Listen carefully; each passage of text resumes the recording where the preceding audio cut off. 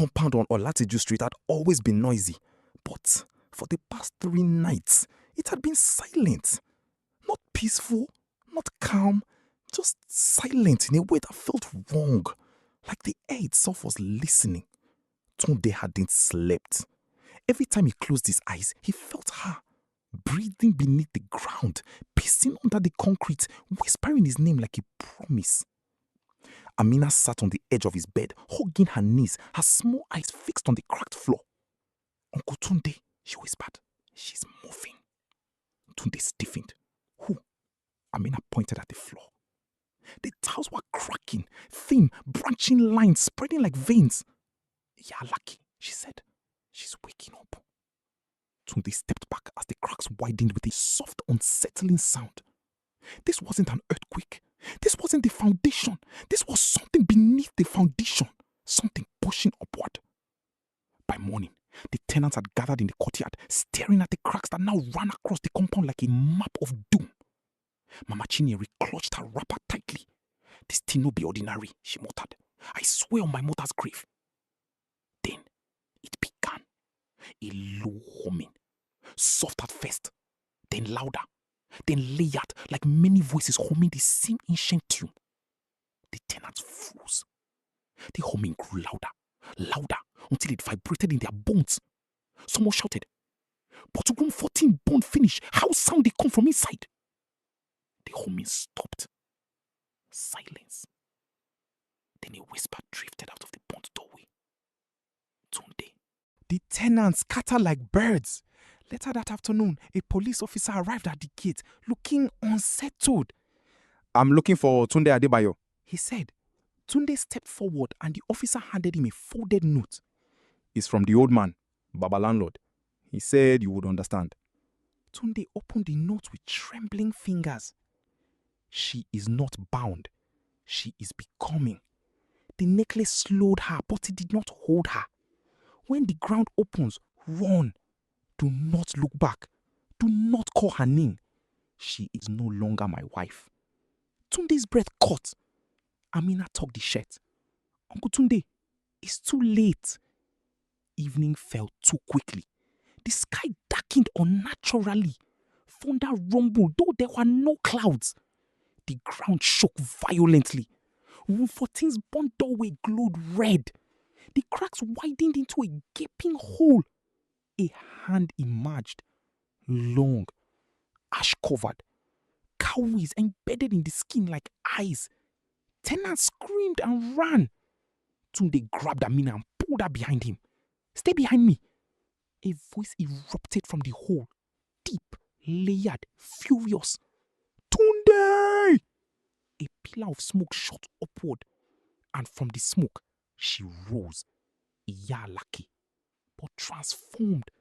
Her eyes burned like fire. Her wrapper floated as if underwater. Her feet did not touch the ground.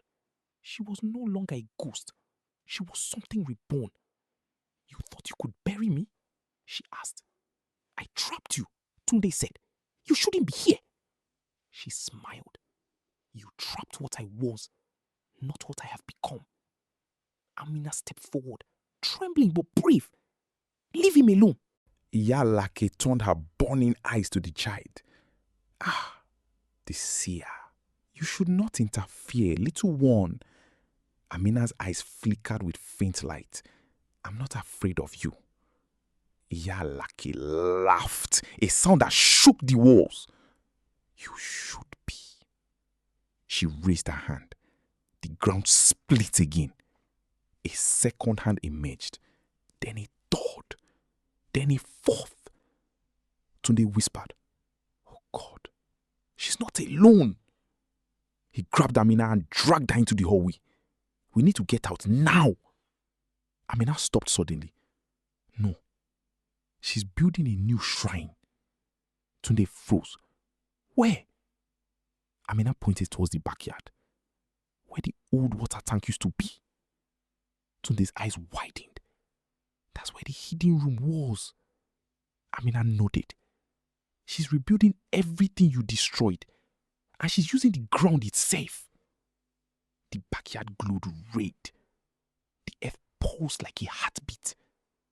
Mr. Ajayi walked towards the glow, hypnotized. Mr. Ajayi, stop! Tunde shouted. Too late. A hand shot out of the ground and grabbed his leg. He screamed, "Help me! Somebody help me!" Tunde ran towards him. Amina grabbed his arm. "No, if you touch him, she'll take you too." Mr. Ajayi was dragged into the earth. His scream cut off abruptly. Silence.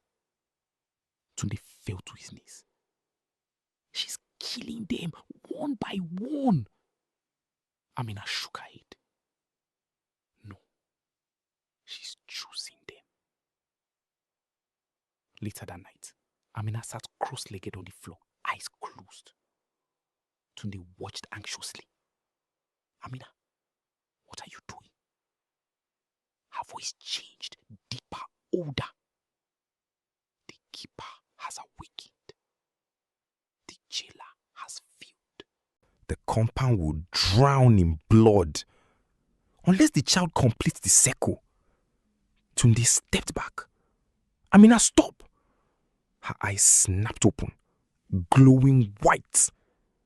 "She's coming for you, Tunde. And this time, she wants your soul." A loud knock shook the door. Boom! Boom! Boom! Tunde froze. A voice whispered from outside. "Open the door, Tunde. Your destiny is waiting." The door handle began to turn on its own. Amina grabbed his hand. "Don't open it. Whatever happens, don't open it." The door rattled violently. The whisper grew louder. "Tunde." The lights flickered. The ground trembled. And then, silence. Darkness. And a final whisper, soft as breath. "I'm awake."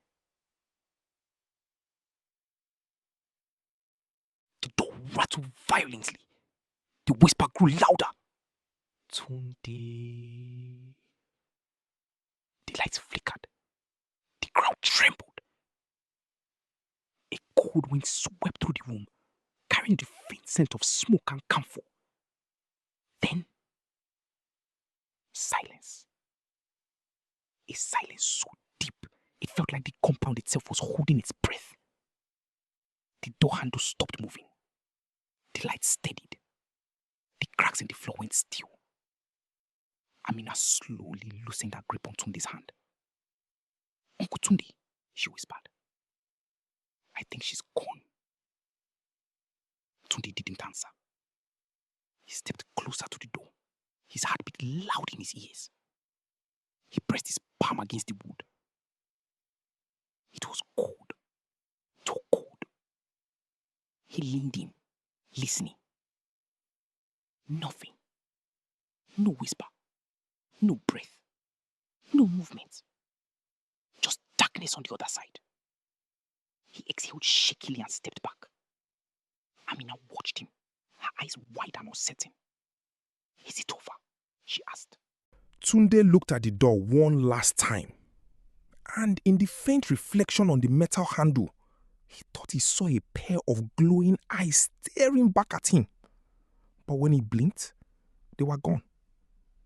He wasn't sure if he imagined it. He wasn't sure if he wanted to know. Some things are better left unanswered. He turned away from the door. Behind him, the floor gave the softest, almost imperceptible crack. Barely a sound. Barely anything at all. But enough. Enough to remind him and anyone listening that some awakenings don't happen all at once. Some continue quietly, underfoot, unseen, waiting.